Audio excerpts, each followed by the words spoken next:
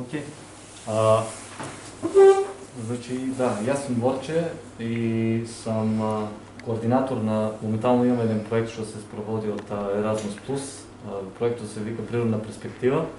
Това е нещо, което не само сам, тук генерално моята сопруга я почнахме цялата идея, како двојца млади кои сме от овој региони, кои што видевме потенцијал дека не е се така црно и дека не е се толку страшно да се живее овде и да пробваме да ги реализираме нашите идеи. И со благодарение и на тоа едно наследство што го имаме од нашите баби и дедовци на стара куќа во село Стари Стемник, сакавме да развиеме на еден начин.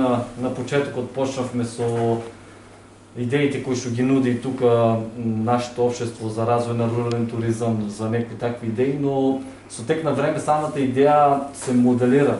Значи се си оди по патот и си врви и само доколку сме упорни, доколку сакаме нешто да постигнеме. И сега ние одиме во насока самата куќа да направиме еден центар за практични идеи за самоодржливост. Значи нешто што како идеја ќе го ставиме ние во практика, заради тоа што, како што кажа Родна, доста време слушаме само теории и само се обидуваме некои проекти да реализираме, нешто да се случи, но и самите луѓе и сите сме свесни дека немаме некои многу големи подобрувања. Затоа решивме ние сето тоа што го стекнуваме како знаење да пробаме да го имплементираме во практика.